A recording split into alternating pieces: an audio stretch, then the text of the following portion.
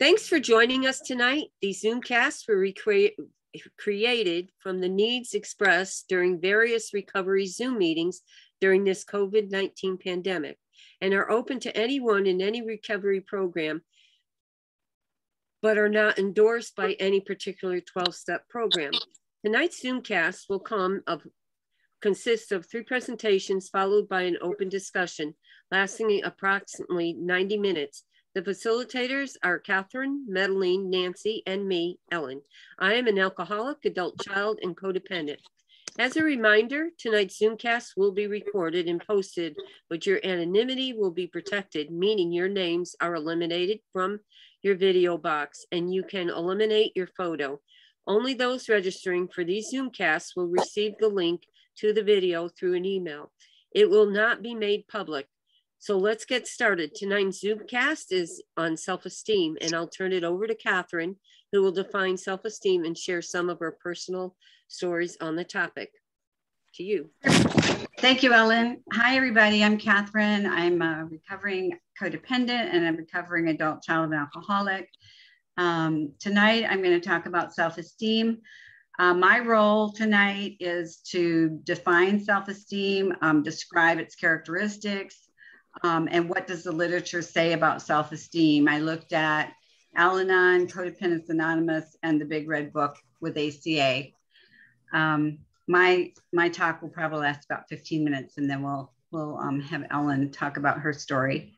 And then Nancy will finish us up with a PowerPoint. So here we go. So what is self-esteem?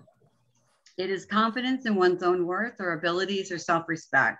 It is consideration for oneself. It is an individual's subjective evaluation of their own self-worth. Self-esteem encompasses beliefs about oneself. Codependence Anonymous describes low self-esteem patterns as codependents often have difficulty making decisions, judge what they think, say, or do harshly as never good enough, are embarrassed to receive recognition, praise, or gifts, value others' approval of their thinking, feelings, and behavior over their own, do not perceive themselves as lovable or worthwhile persons, seek recognition and praise to overcome feeling less than, have difficulty admitting a mistake, need to appear to be right in the eyes of others, and may even lie to look good, are unable to identify or ask for what they need or want, perceive themselves as superior to others, look to others to provide their sense of safety, have difficulty getting started, meeting deadlines and completing projects, have trouble setting healthy priorities and boundaries.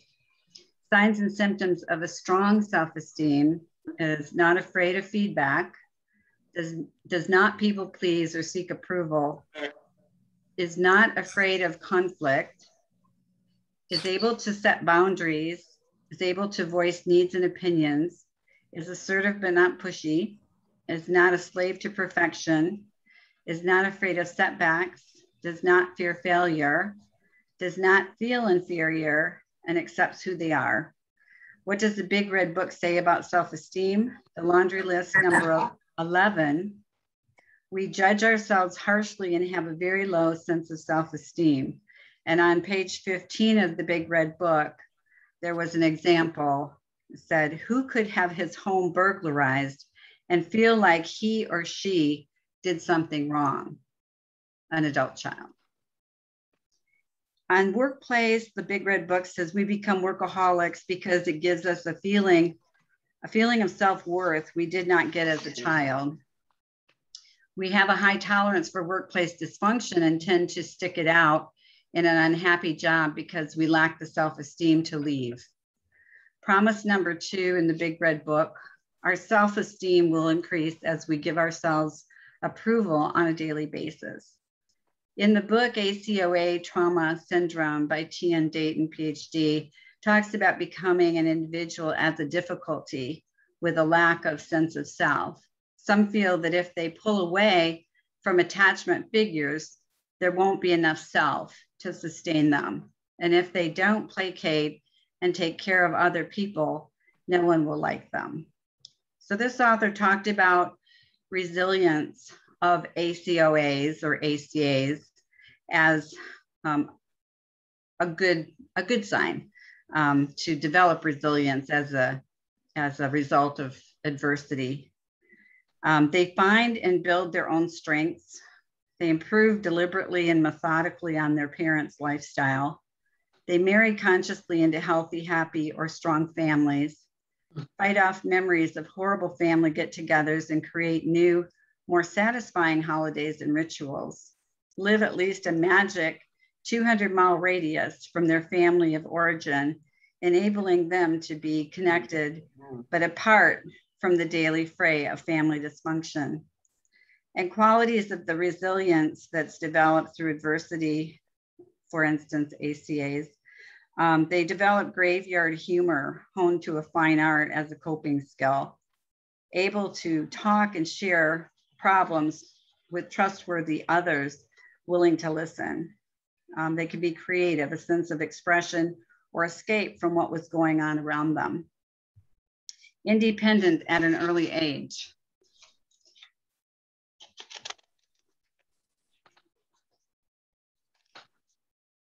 Developed a sense of hurt and refused to inflict this on others, became altruistic in helping others. Initiate and taking reins in their own hands. Inventiveness, thinking outside the box skills to solve complex family situations. These thrivers can be highly creative and original, bringing assets to home and workplace. Courage and guts. They do not expect to be handed things and understand that life is not always fair. They work hard even if rewards are not forthcoming. So a study on resilience, who achieves it and why. Likable personalities from birth and attracted parents, surrogates, and mentors that wanted to care for them. Naturally adept recruiters of support and interest from others, drank up attention and care from wherever they could get it. Average intelligence with reading skills on or above grade level. Few had another sibling within 2 years of their birth. There was one person with whom they developed a strong relationship, often as extended family or a close community member, often had a positive inborn feeling that their lives were going to work out.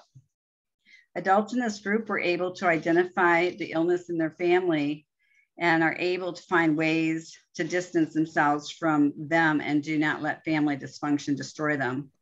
They work through their problems, but don't make that a lifestyle. They take active responsibility for creating their own successful lives. They tend to have constructive attributes towards themselves in their lives. They tend to not fall into self-destructive lifestyles. Some of the solutions to boost self-esteem: faith-based community support, creating resilience through recovery programs, optimism, a resilience-enhancing quality, saw the state of helplessness was a learned phenomenon, and stated that unhelplessness could also be learned. We learn to hear and write down our beliefs about events that block us from feeling good about ourselves and our lives, suggesting we pay attention to the recordings we play in our head about them. To write out the consequences of those beliefs and the toll they take on our emotions, energy, and the will to act.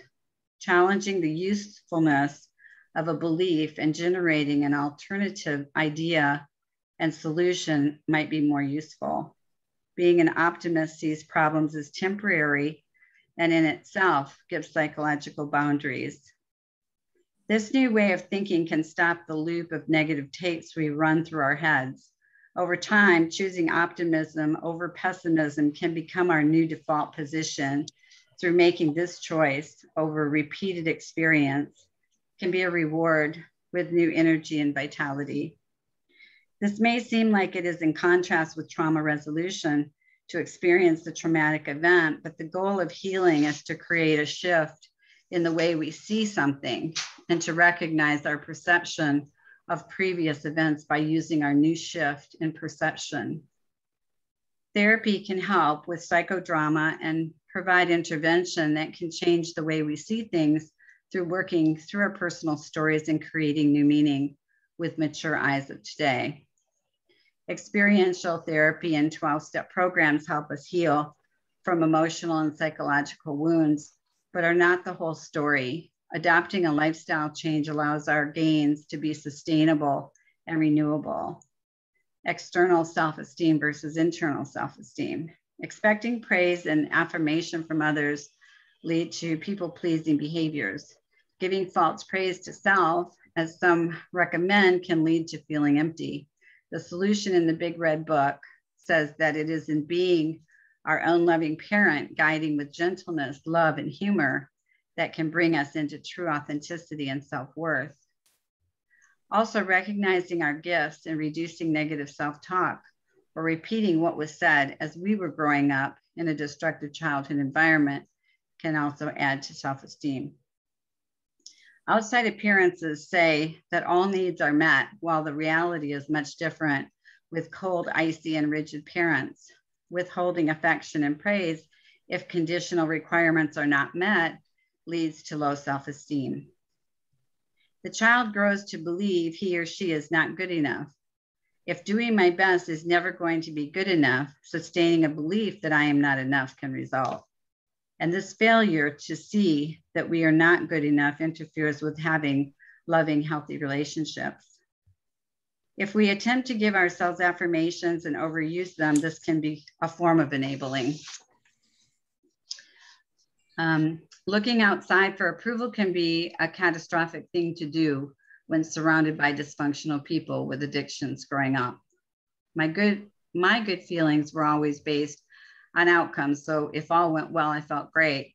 If not, I felt horrible, a failure, hopeless. I can accept failures as part of life and move on, no longer immobilized by fear of the next failure with the impending doom and gloom.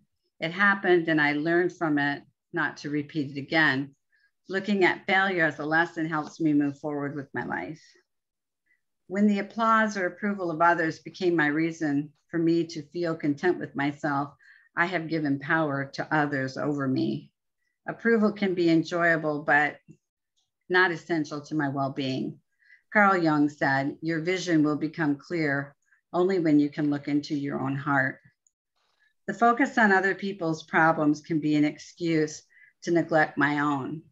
Being addicted to excitement can draw me to dramatic people with continuous crises. I have spent too much of my time with other people who needed me as support, but really just someone to share in the drama. It's pretty hard to be a drama queen or king alone. Whenever I gave someone else's life more importance than mine, I was harming myself.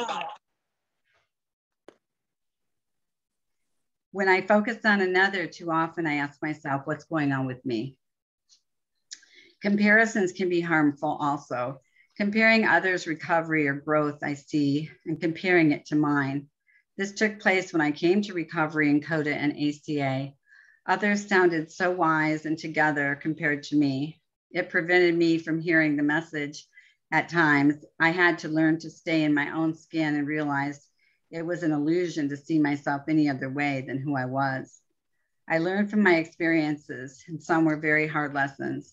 Saying the right thing and sharing within a recovery program is right only if it's my own truth. Sorry. I cannot judge my insides to others' outsides. I can only contribute if I'm coming from myself.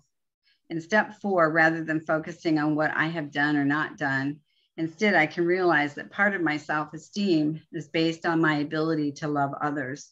I have the power to feel good, whether or not I am validated by others. Self-esteem grows when I love and accept myself as I am. I block my own well-being each time I base my self-worth on what I do or what others think of me. I can't be perfect. I can't make others perfect, but I am worthy of love, respect, and joy. Being a child of a higher power in itself commands respect for the self I have been given. Today, when faced with choices, I will go for the path that enhances my self-esteem. What I go through is not as important as how I interpret the experience. I have a choice about my attitude. If I choose to say they should have, or they should be, or they should treat me, or this or that was done to me, takes away my serenity gained by working the steps, realizing the whole of who I am. I am not that mistake or relapse or slip. I pick myself up, brush it off, let it go, learn something, and understand when I am faced with a hurt or a harm, to examine where it is coming from and how long do I need to hold on to it with reruns of maybe an inaccurate perception on my part. My accomplishments as an adult gave me a false sense of self. My intrinsic self-worth came through working a recovery program and developing a belief that I am enough just as I am. In step 4, not only looking at character defects or survival tactics, but realizing I also have strengths, skills, and good qualities. Eventually, I came to believe in a higher power, and my higher power believes in me. Viktor Frankl, a brilliant psychologist, said, when we are no longer able to change a situation, we are challenged to change ourselves. Thank you for letting me share. Thank you.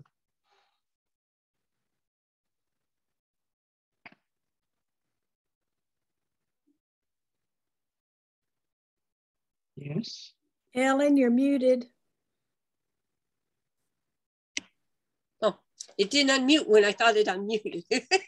Hi, I'm Ellen, and I'm an alcoholic and adult child and codependent. Self-esteem, yeah, that was a big one for me. When I got into program, I really didn't have self-esteem. And it's funny, when I was a child, I had, and what Catherine was reading there, I related to some of the stuff that she had in there. At 7 years old, I was expected to be the little adult to help take care of my brother and my sister. And I stayed back in second grade. That's a stigma, you know, all my friends that I had from kindergarten that moved up.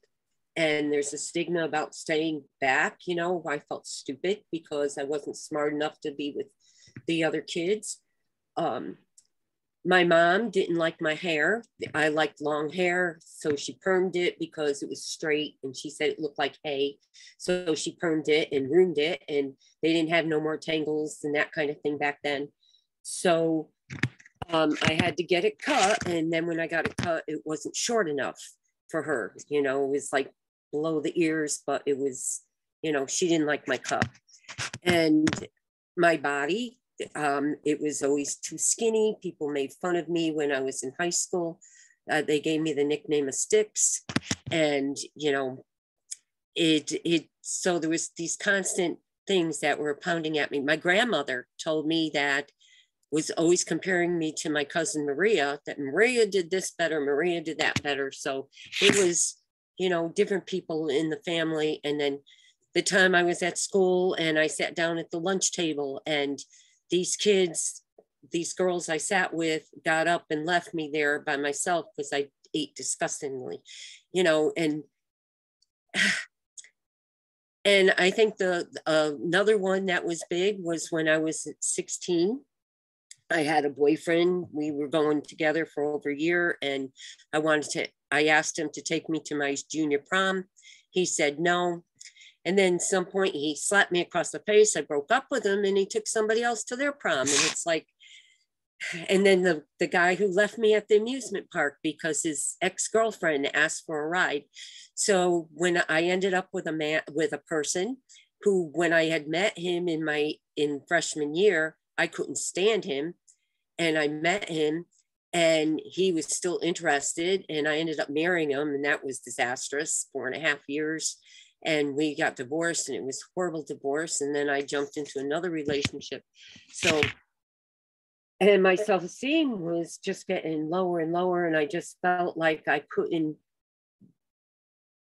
was just not a good person, and nobody liked me. And I tried to make people like me by doing things, by trying to be the people pleaser. And it wasn't until I was, I think it was about 36 years old when I sought therapy. My husband told me at that time that I needed help. So I went for help.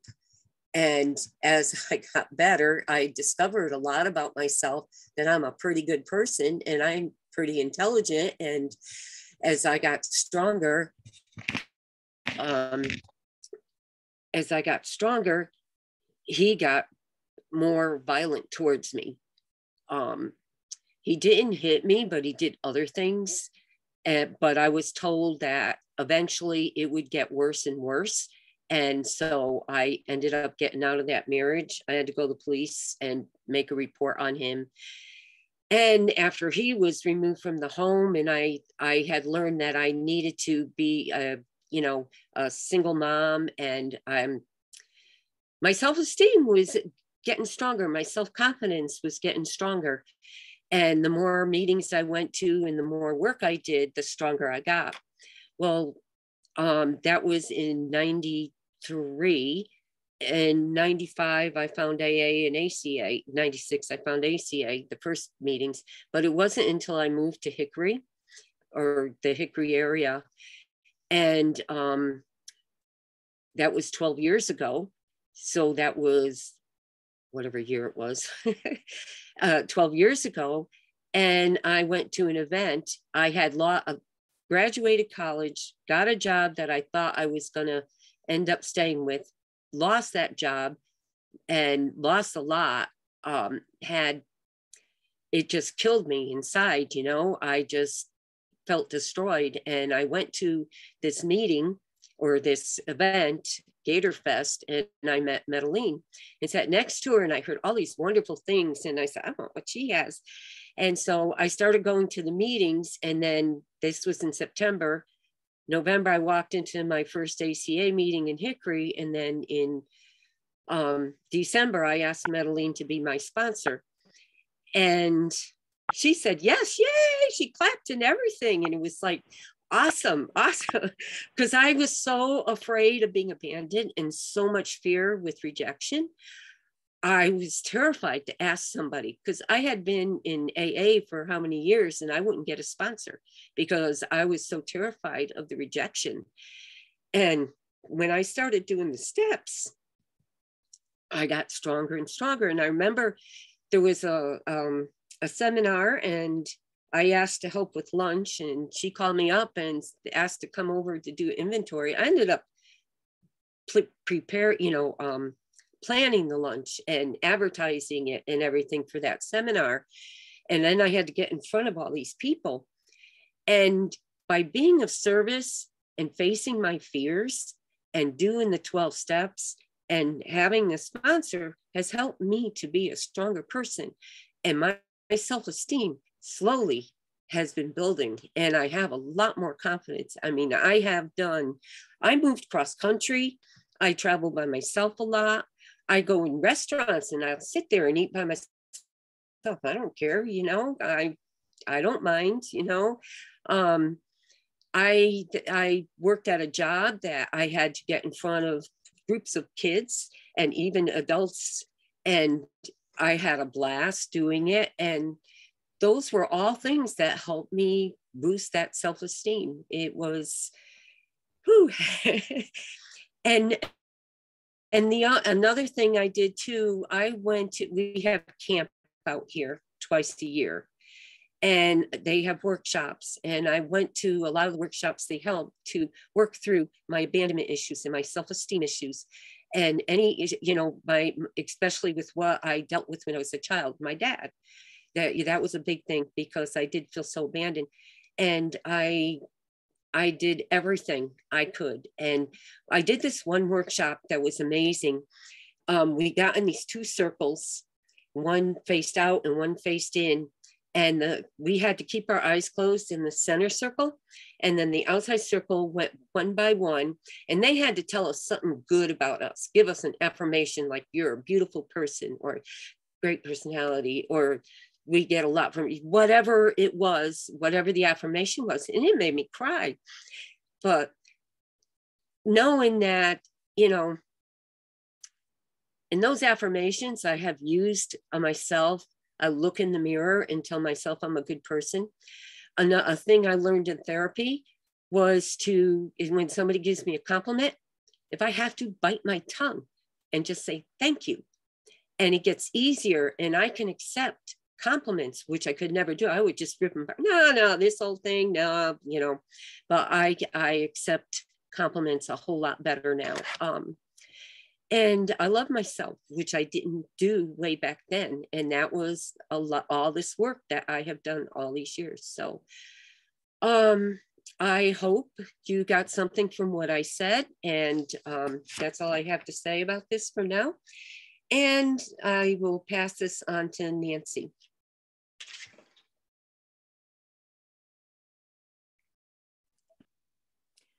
Okay. Thank you, Ellen. That was awesome. My name's Nancy, and I'm a grateful member of Al-Anon and Codependent. And I'm going to wait for Medeline to put the slides up real quick. There we go. Thank you, Medeline. So when I was born, they found out very quickly when I was 9 months old that I have congenital glaucoma, which means that I'm almost totally blind. I do have some usable vision, but not a lot. And I tell you that to tell you two things. One, Medeline is going to manipulate the slides for me. And two, it's a huge part of my story, and it's a huge part of my problems with self-esteem and my development of self-esteem. What I did is I developed a workshop for the CODA conference on self-esteem, and it was basically self-esteem busters and boosters, okay? Now, a self-esteem buster is just what it says. It's something that busts your self-esteem, something that makes it go down, go lower. And I have all kinds of self-esteem busters that I used to do before the program. So then I thought, okay, if I have a buster, I need to counteract that with a booster. And so the boosters that I talk about are things that I've picked up from recovery, things that I've picked up since being in the program.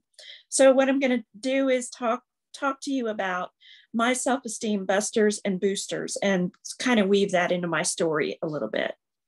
So next slide. So the first buster is being in denial.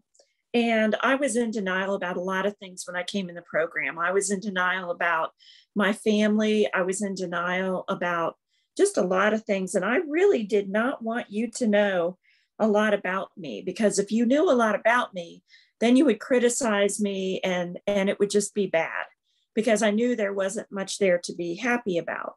I just knew that.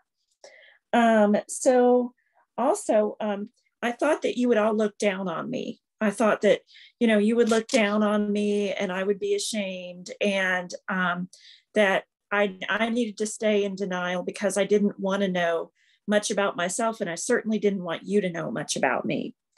I couldn't ask for help because asking for help meant that, I was weak somehow. So that's all the things that I thought about before the program. Next slide. So booster, the booster is facing everything and recovering. Now, as you know, that's the acronym for fear, face everything and recover.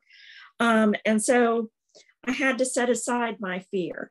I had to set aside my fear so I could build my self-esteem.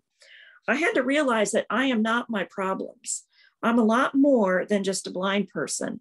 I'm a lot more than just the daughter of an alcoholic. I'm a lot more than the sister of two alcoholics. I'm a lot more than that. So I had to realize that.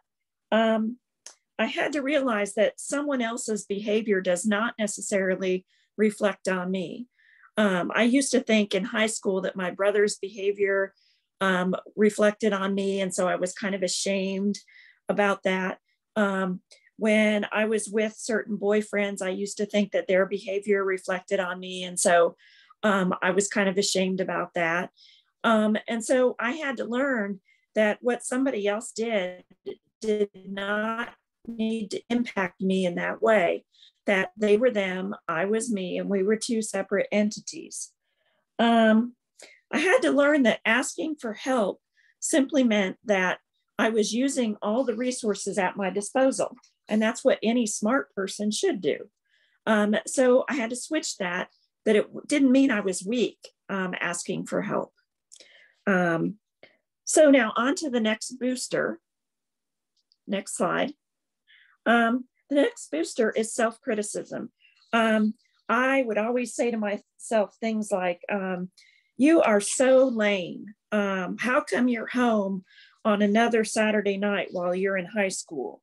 Or that was so stupid. I can't believe you walked into that wall. And why did you do that? I can't believe, or why did you say that? I can't believe you said that. And I constantly berated myself about things that, mistakes that I made and things that I didn't do. Now the booster for that is positive affirmations and thinking positively about things. And what I call it is kicking those voices out of my head. I learned through recovery that those critical voices in my head were other people. They were my big sister, they were my dad, they were my mom. And I had to kick them out of my head to make room for positive voices. And so sometimes I would literally, like if someone's voice came into my head, I would literally just say, I'm kicking you out of my head. You don't belong here anymore. And that came from what somebody said to me about, don't let the person live rent free in your head. So that's where that came from.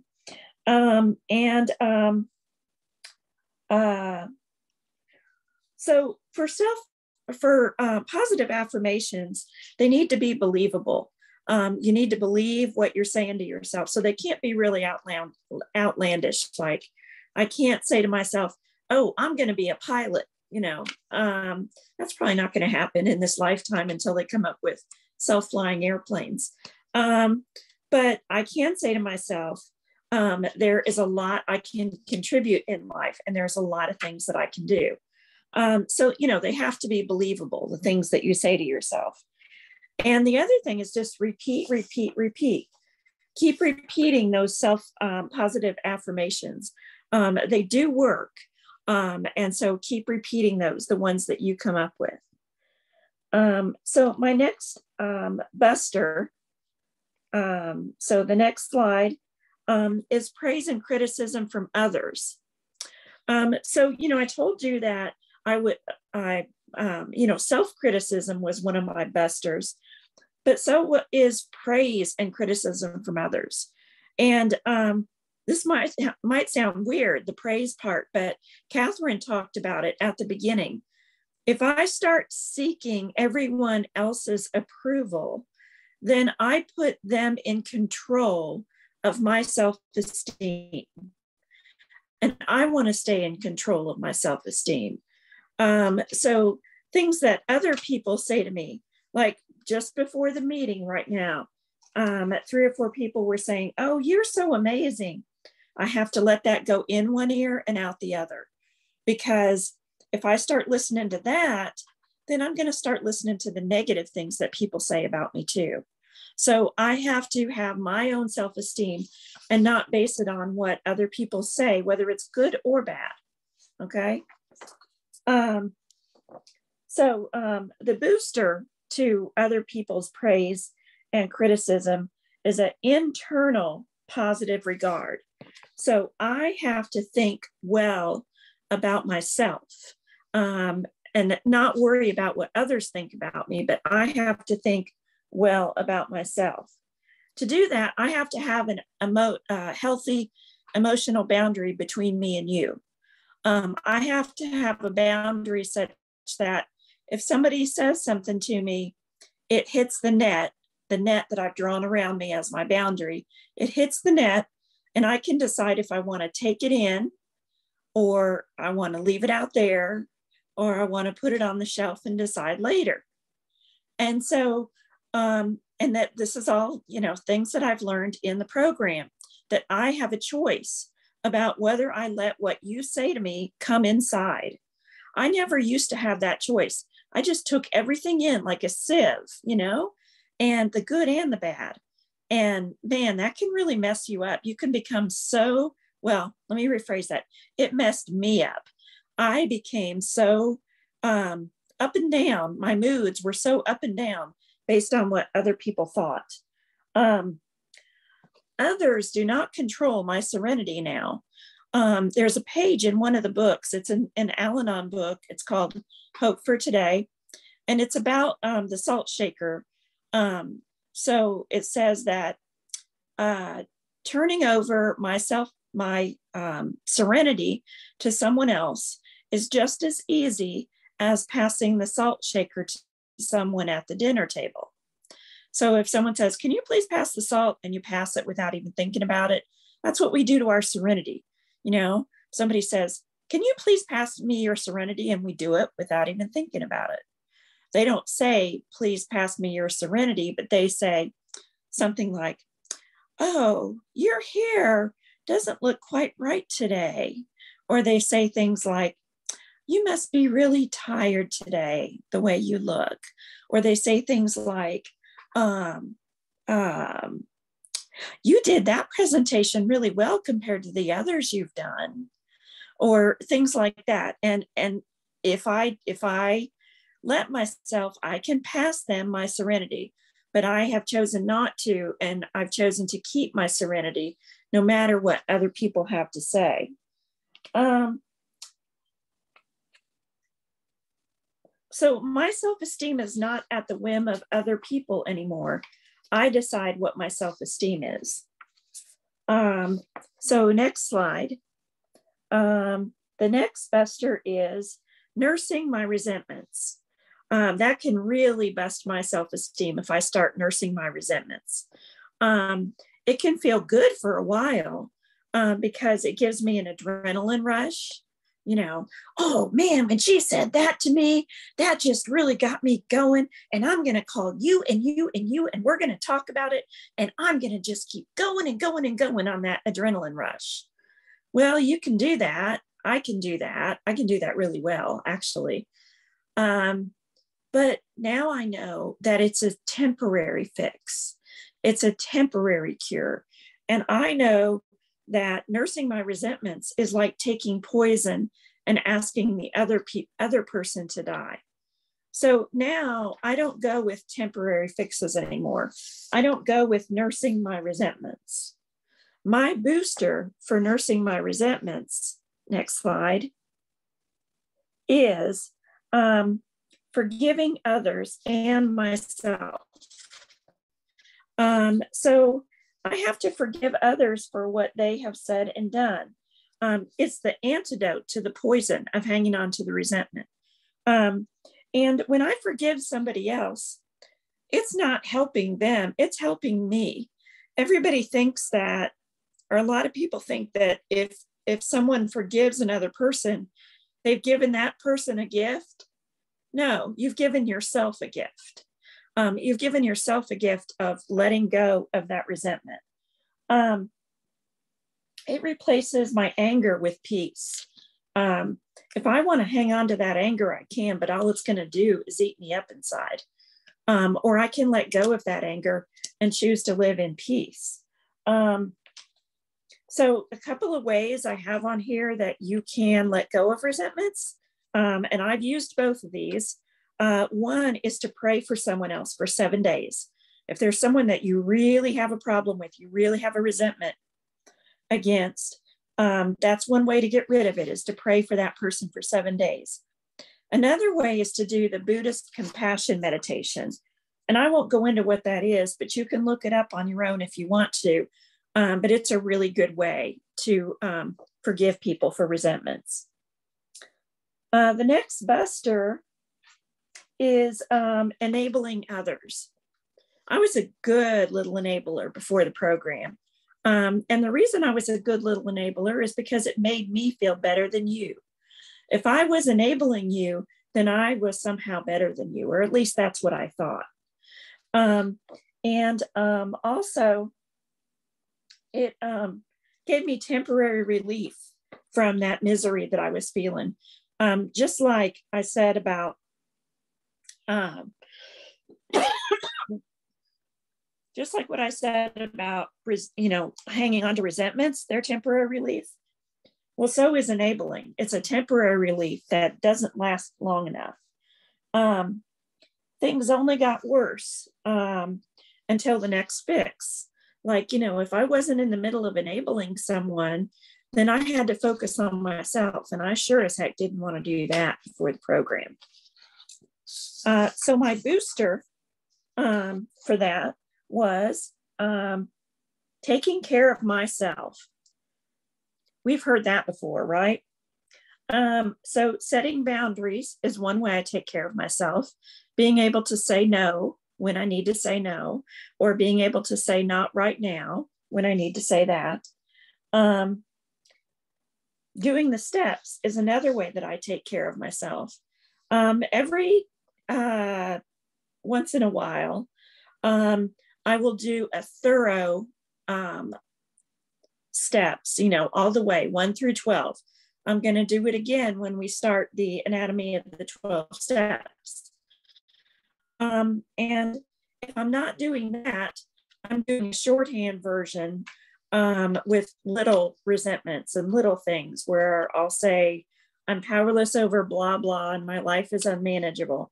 And then I'll do my inventory, and then I'll turn it over to my higher power and I'll make amends. I do kind of a shorter version of the steps. But one way or another, the steps are a part of my life almost all the time. And I say almost all the time because I'm not perfect. No one is. You don't graduate from the program. And it's taught me to focus on myself. And that's really important because I used to be so focused on other people that I didn't know how to focus on myself. So, okay. So my next buster is expecting others to make me happy. Boy, did I ever do that. Being a person that has a disability, you can do that pretty well. You can expect others to make you happy. And there's a part of our culture that kind of goes along with that. And so it was a big step for me to learn that it's my job to make myself happy. It's not everybody else's job. And, when I was stuck in expecting others to make me happy, all it did was lead to a lot of disappointment and a lot of anger. And I blamed others for my unhappiness. And, as long as I'm blaming others for my unhappiness, I don't have to do squat, do I? But, that's a pretty sad way to live because you have no power, you have no control. And the booster for that is take responsibility for myself. Take responsibility for myself. And that means I'm responsible for my own happiness. And that makes me feel empowered. It makes me feel like I have choices today. Before the program, I didn't think I had choices. It makes me focus on myself instead of focusing on other people. And it makes me have acceptance and hope about my life. If there's something that's not right, something that I don't like about my life today, I can accept it, first of all, because that's the first step. And then I can move on to decide what choices I do have and what power I do have to change it. So the next buster is reacting. Hold on 1 second. If I don't get a drink, I'm going to start coughing.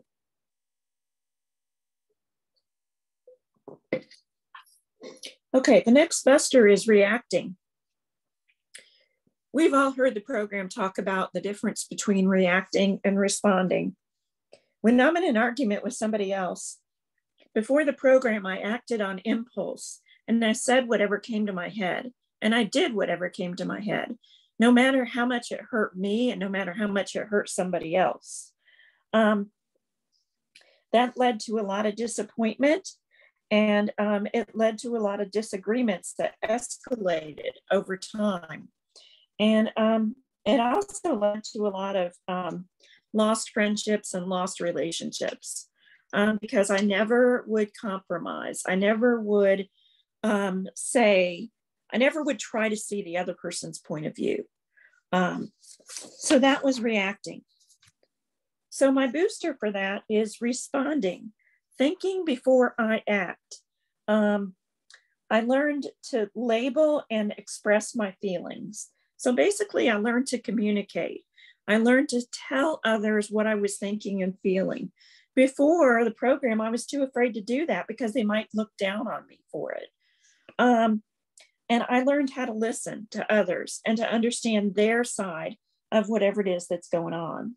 I learned that the arguments or how people react to me, how people act towards me are not always about me. My husband has a real bad habit of yelling about things and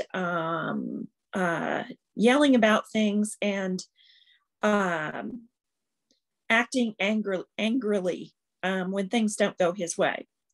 And I used to internalize that. I used to think that that was about me. And now I have learned that that's about him. It's about his serenity. It's about how he wants to live his life. And it rarely has anything to do with me. So now most of the time, I can just walk away and live my life. Whereas before the program, there is no way. We would not be married before the program, I guarantee it. The next buster is perfectionism.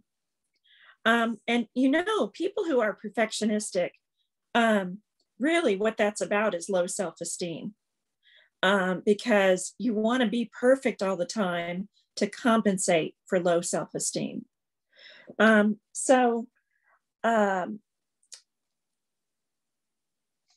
When I'm being perfectionistic, it stops me from taking risks, because I won't do anything new unless I can do it perfectly. So I won't take any risks. I judge myself and others too harshly when I'm being perfectionistic. I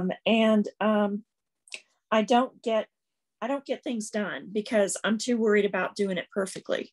And before the program, I had been in the program, but I hadn't been in it long enough. I hadn't worked the steps.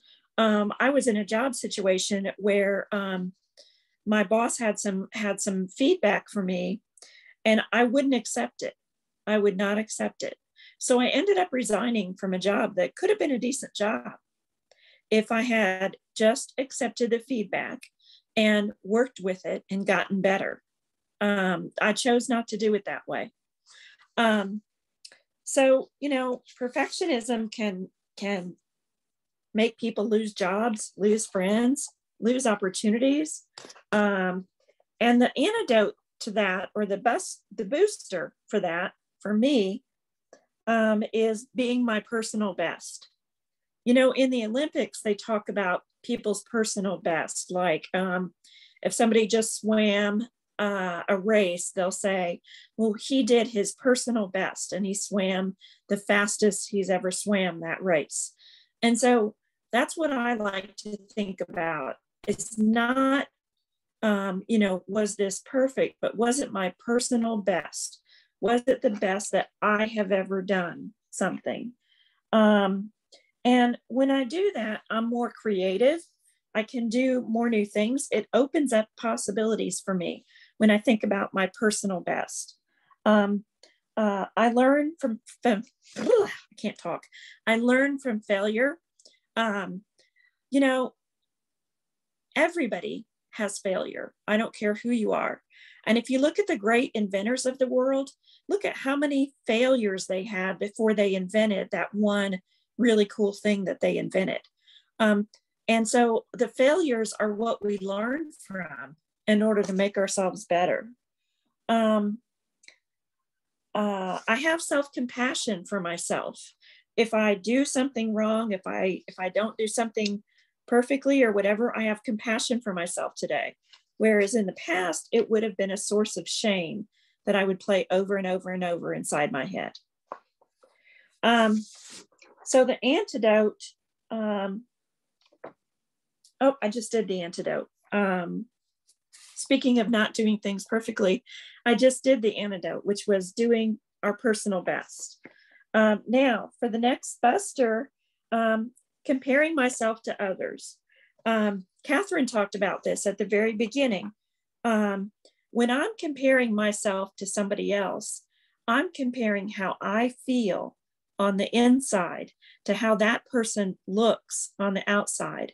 And that's a losing battle. I am always going to lose that battle because everybody wakes up in the morning and they clean up and they dress up and they come outside with their best foot forward, right? And I'm there dealing with what I feel on the inside. And I'm looking at you going, you've got it all together. And so I am always going to lose when I compare myself to other people.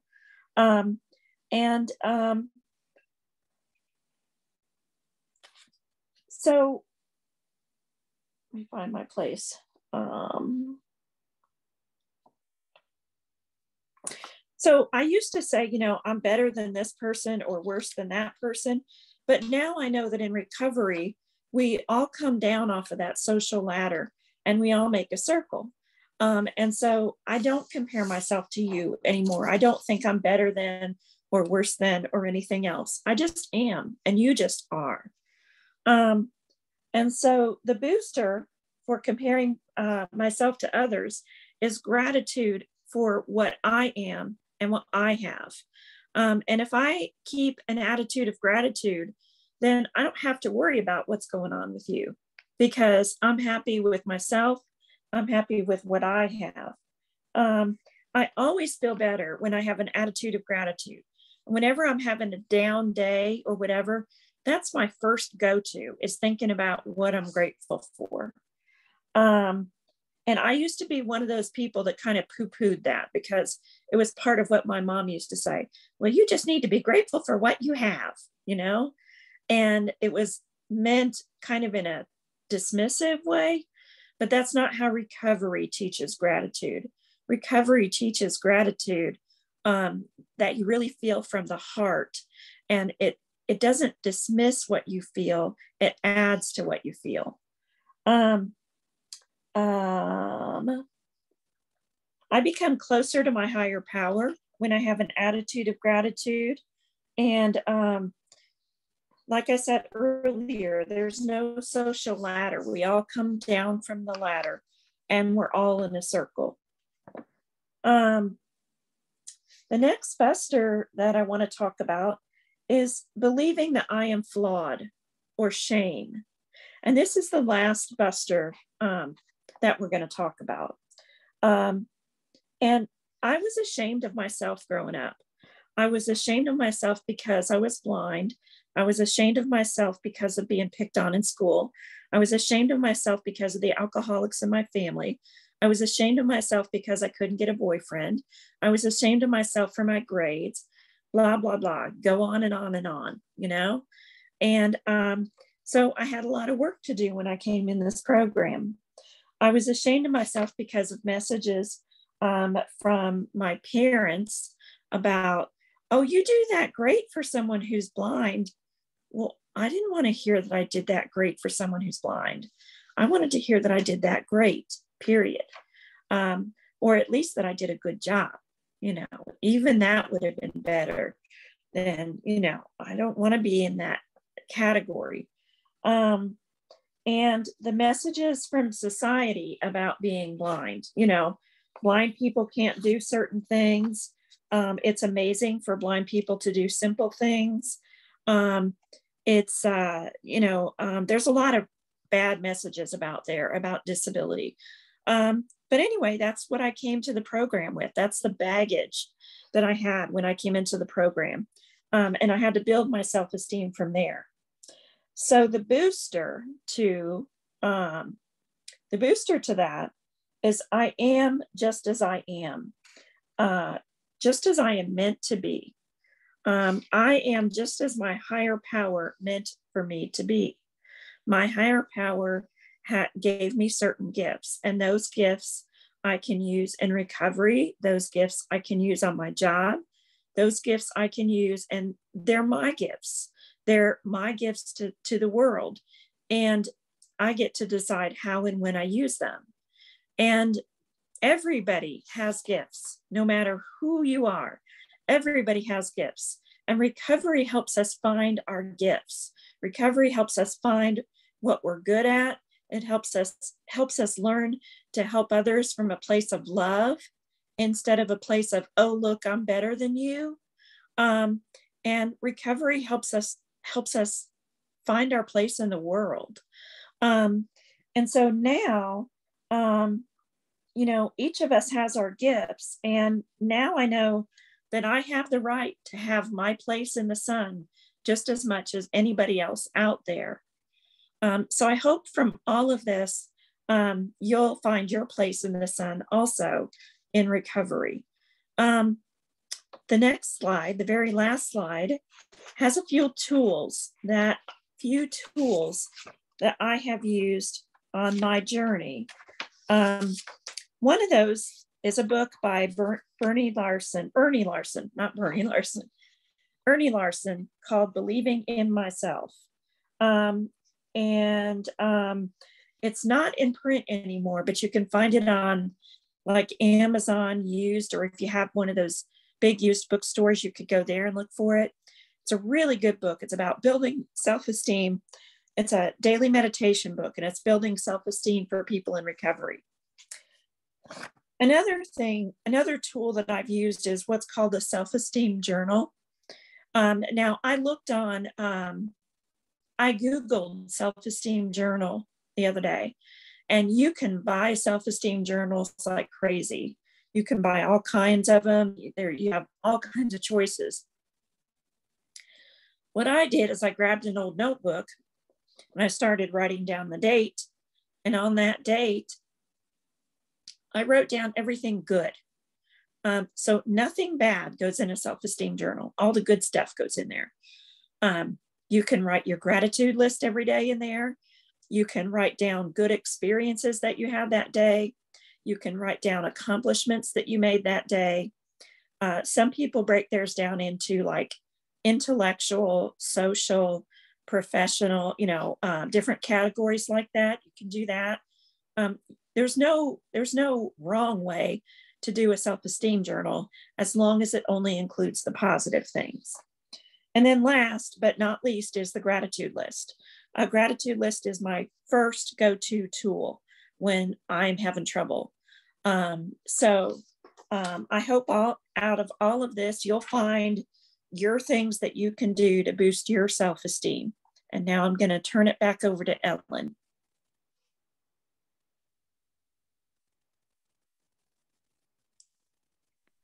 You're muted. Yes, I'm unmuted now. No? Yeah, you are. Yeah, I'm unmuted now, right? You can hear me? I got it right? Yes. Okay. Okay, so now we're going to be doing open discussion. We won't record anymore. We'll be done with the recording, so you don't have to worry about your anonymity.